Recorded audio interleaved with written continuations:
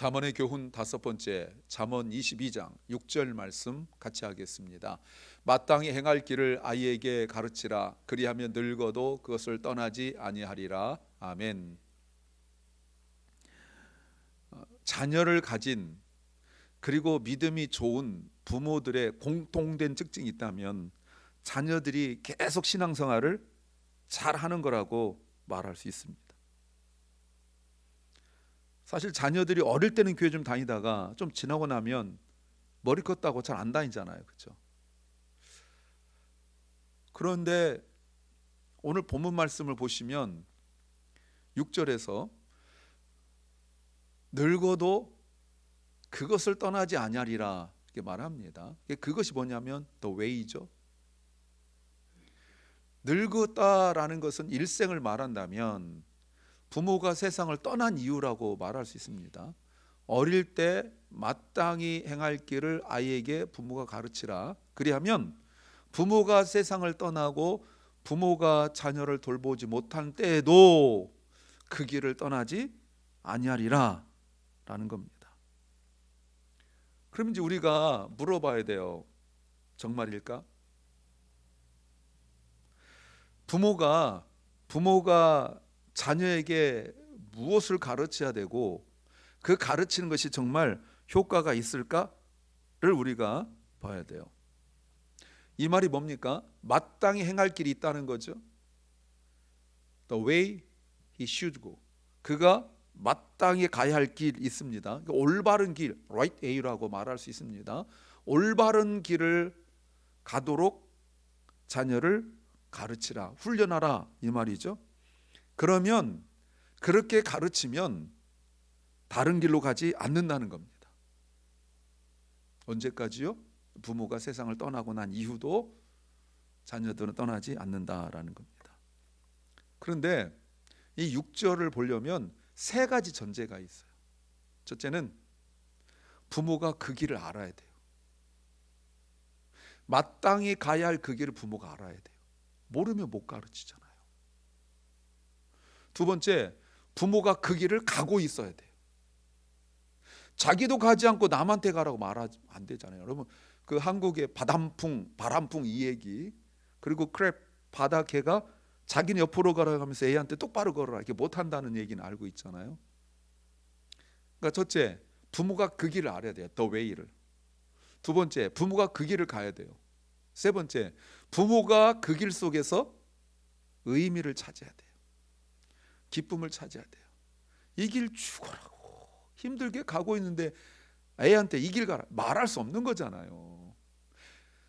그 길을 부모가 알고 그 길을 가고 있는데 억지로 힘겹게 고생하면서 가는 것이 아니라 그 길 속에서 기쁘고 감사하고 즐겁고 의미 있고 이래야 되잖아요. 그래야 가자라고 말하잖아요. 예. 영화만 보더라도 뭐 재밌는 영화 있으면 말하면 가라고 이렇게 하잖아요. 이 말이 뭡니까? 분명히 마땅히 가야 할 그 길이 있다는 거 아닙니까?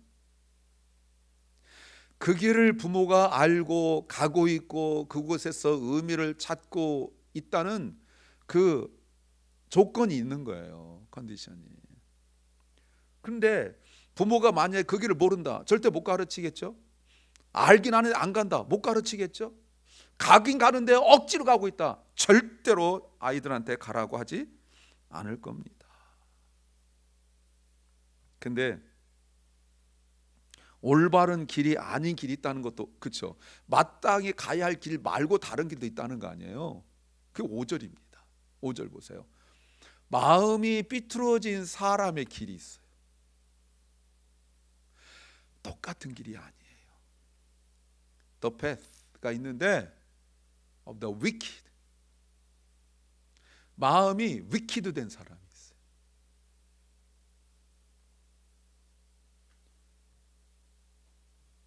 마음이 삐뚤어진 사람의 길이 뭐죠? 하나님의 믿음의 길이 아니라 자기가 좋아하고 자기가 만족하는 길이죠. 하나님께서 우리에게 가라고 말씀하신 길이 아닌 자기가 기뻐하고 만족하는 길, 자기 고집과 욕심을 따라 사는 사람의 길이라는 겁니다. 그 길에 있는 것들 좀 보십시오. 2장 14절과 15절 말씀에서도 이렇게 나옵니다. 그들은 마음이 삐뚤어진 사람들이에요. 나쁜 일 하기를 좋아하고 악하고 거스른 일 하기를 즐거워해요. 여러분, 여기서 좋아하고 즐거워한다는 것은 이게 하나님이 주시는 은혜 속에서 누릴 수 있는 것들이거든요. 어느 정도 좋아하는지 아시겠죠? 예. 마치 게임을 좋아하는 아이들이 밥 안 먹고 해도 배가 고픈 줄 모르는 뭐 그런 길이 있잖아요. 나쁜 일 하는데 doing wrong, 나쁜 길 하는데 그걸 좋아해, delight. 그리고 악하고 거스른 일을 하고 있는데 즐거워요. 15절, 그들은 보세요, 바른 길을 버리고 어두운 길로 가고, 그들의 길은 크루키드, 꼬부러져 있어요. 그들의 길은 어두운 길이에요. 어두운 길을 어떻게 갑니까? 본능으로 가냐, 본능으로. 환하고 밝은 길은 길이 보이기 때문에 그 빛이 비추는 길로 이렇게 간단 말이에요. 근데 어두운 길은 본능으로 내 감각을 의지할 수밖에 없어요. 절대 다른 사람 말 믿지 않죠. 길을 아는 사람이 이리 가야 된다, 믿을 수가 없죠. 그래서 점점 가는 엉뚱한 길로, 그러니까 바른 길이라는 것은 하나님께로 가는 길이라면 그걸 버리고 어두운 길 간다는 것은 하나님도 멀어진 길이에요. 제가 전에 C.S. 루이스 이야기를 했지만, 하나님께 회개하고 주께 돌아와야 될 사람, 리턴 투 갓, 하나님께 돌아와야 될 사람들은 점점 멀어지고, 하나님께 붙어있는 사람은 늘 회개한다는 거예요. 왜? 하나님께 가까이 있으니까. 거룩하신 하나님께 가까이 있으니까 나의 부족을 알죠. 그러니 내가 회개할 수밖에 없는 거예요. 근데 진짜 회개할 사람, 물론 다 회개해야 되지만 진짜 회개할 사람들은 하나님 빛으로 들어오지 않으니까 점점 멀어져요. 그럼 어떻게 한다고요? 자기 본능, 자기 감각, 자기 경험에 의지하여 갈 수밖에 없어요. 그들에게는 뭐만 남아요? 5절 말씀 보시면, 그들에게는 가시와 올무가 있다, 이렇게 말해요. 가시와 올무가 뭡니까? 하나님의 창조 후에 아담과 하와가 범죄하고 그들에게 주신 징계가 가시와 올무죠. 아담이 이제 이마에 땀을 흘려서 땅을 파면서 일해야 되는데, 땅을 팠는데 심은 대로 거두질 못해요. 심었는데 가시가 자라요. 심었는데 노력한 결과가 나오지 않아요. 그런데 더 많이 노력을 안 해서가 아니에요. 이미 마음이 삐뚤어져 있어요. wicked, crooked. 마음이 이미 삐뚤어져 있어요. 하나님께 합당한 마음이 아니에요. 그러니까 노력을 하는데 나오는 것은 결과는 좋은 열매가 아니라 가시와 올무가 있어요. 그런데 어떤 사람들이 있느냐? 자기 영혼을 지키는 사람. He who guards his soul. 그 사람들은 그런 길을 멀리해요. 가시와 올무가 있는 길 안 가요. 바보입니까? 가시와 올무가 있는 길 가게? 거기 막 찔리고 이러는데 안 갑니다. 그러면 어느 길이에요? 하나님께 가까이 가는 길이라고 말할 수 있어요. 이걸 알기 때문에 부모들이 6절 말씀, 이거 알기 때문에 자녀들에게 마땅히 갈 길을 가르치라는 거예요. 그 길로 가면 안 돼. 그 길로 가면 안 돼 라고 가르치는 거죠. 여러분, 가르친단 말이 뭡니까? train, 훈련한단 말이에요. 이때 훈련한다는 말은 반복적으로 리피트한다는 뜻을 가지고 있어요. 반복적으로 가르쳐야 돼요. 왜? 잊어버리거든요. 당장 눈으로 볼 때는 문제가, 당장 눈으로 볼 때는 이 마땅히 행할 길은 재미가 없어 보여요. 마땅히 행할 길은 귀찮아 보여요. 예. 저도 아이들께 어릴 때 갑자기 아이들이 학교 갔다 오더니 이상한 욕을 하나 배워가지고 왔어요. 그 부모가 절대 안 가르치거든. 엄마 아빠가 놀래가지고 너 이러면 어디서 배웠어? 애들이 하던데. 쉬운 말이에요. 나쁜 거는 굳이 안 가르쳐도 돼요. 우리 아담과 하와의 후손으로 나쁜 거는 굳이 안 가르쳐도 돼요. 그러나 옳은 길은 가르쳐야 돼요. 계속 훈련을 해야 돼요. 어느 정도로 훈련해야 됩니까? 어느 정도? 늙어도 떠나지 않을 때까지 훈련을 시키는 거예요. 그러니까 몸에 얼마나 몸에 익어야 되겠어요. 몸에. 옛날에 그 한국에 세계 챔피언이었던 홍수환이라고 있습니다. 홍수환 알아요? 알면 제너레이션이. 홍수환이라는 사람이 가라스케아라는 사람하고 시합을 했습니다. 근데 그때 룰이 뭐였냐면 원래는 3번 다운되면 TKO 승으로 끝나는 건데 그때부터 룰이 몇 번을 쓰러져도 괜찮다라는 룰이 생겼어요. 가라스키아가 17살인가 그래요. 홍수환 진짜 잘하는 사람인데 얼마나 터진데 다운되고 몇 번씩 일어나다가 때렸는데 휘청했다가 나오면서 휘둘렀는데 맞고 얘가 KO 됐어요. 럭키하죠. 근데 그거 왜 그래요? 그렇게 연습한 거예요. 죽어라고 연습한 거예요. 몇 번 쓰러져도 다시 일어나게. 그리고 무의식 중에 휘둘러도 맞을 수 있을 정도로 훈련한 거예요. 늙어도 그것을 떠나지 않는다는 말이 바로 그거예요. 그렇게 훈련시켜야 돼요. 쉬운 일이 결코 아니죠. 10장 1절 말씀 보세요. 10장 1절 말씀에 이렇게 말씀합니다. 지혜로운 아들은 아버지를 기쁘게 하지만 미련한 아들은 어머니의 근심거리다. 이렇게 말합니다. 또 13장 말씀 24절에 매를 아끼는 사람은 자식을 미워하는 자요 자식을 사랑하는 사람은 징계를 게을리하지 않는다. 제가 딸 낳고 아들 낳는데 다르더라고요. 그래서 그 애한테 맨날 제가 너 성경책 가져와. 그러면 이걸 딱 펴가지고 아빠가 너 미국에 있으니까 안 때리는데 매를 아끼면 아빠가 널 미워하는 거야. 막 이렇게. 매를 아끼는 것은 자식을 미워하는 거예요. 철저한 교육을 말하는 거죠. 교양 교육, 인격 교육만 말하는 것이 아니라 신앙 교육을 말하는 거예요. 자식을 정말 사랑한다면 자식을 징계하는 게 디스플린하는 것에 게을리지 않대요. 계속한다고 말하고 있어요. 결국 자녀들이 올바른 길을 걸어갈 수 있도록 도와주는 것이 부모가 자녀에게 줄 수 있는 최고의 선물이에요.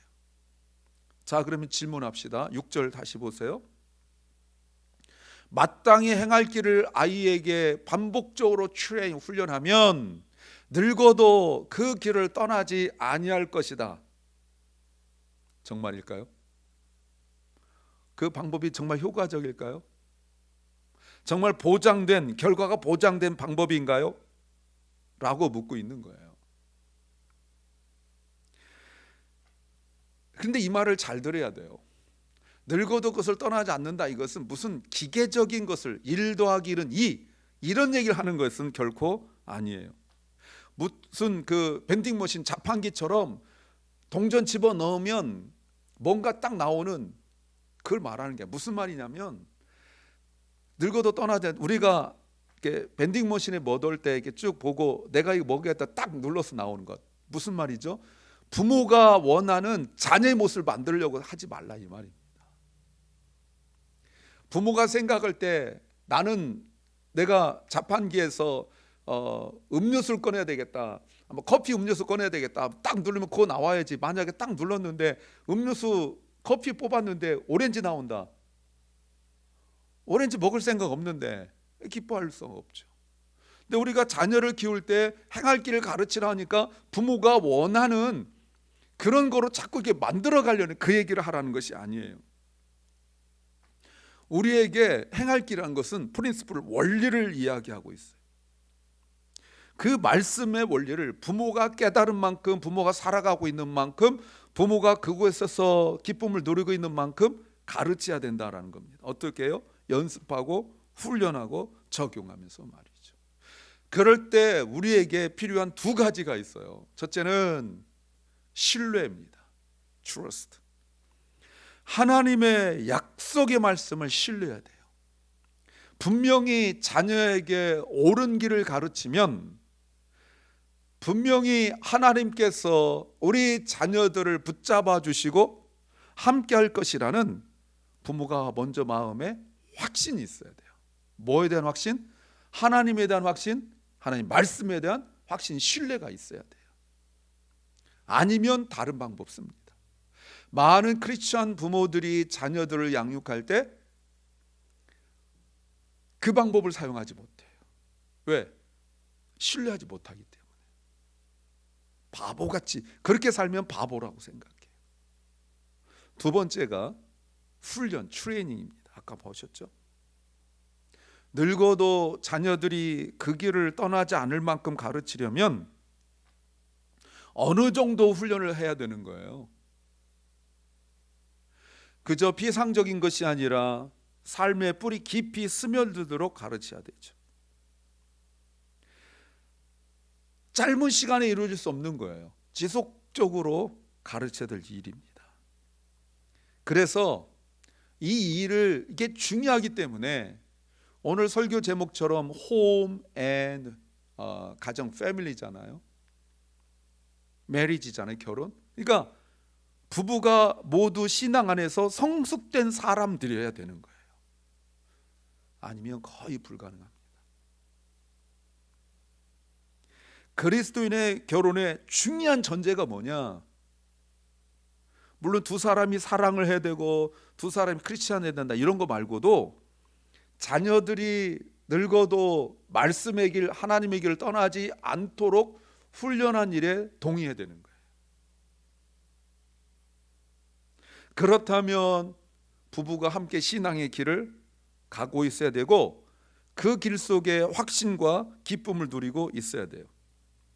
만약에 두 사람이 다른 가치관을 가지고 있다면, 둘은 사랑하고 그렇지만 그러나 아이 교육에 대하여 크리스찬 방법이 아닌 다른 방법을 주장한다면 어렵죠. 제가 알고 있는 한국에 제가 아는 분이 있는데 어머니가 돌아가셨어요. 그런데 형제가 5인데 두 형제는 크리스찬이고 심지어 그중 하나는 목사. 나머지 셋이 얼마나 우기는지 결국은 크리스찬 방법을 안 하고 다른 방법으로 하고 말았어요. 엄마도 교회 다니는데 권사님과 그런데 남은 자녀들이 3대2로 막 해가지고 결국은 세상적 방법으로 장례를 치웠어요. 그 어머니가 돌아가실 때까지 다닌 교회가 있는데 목사님은 와보지도 못했대요.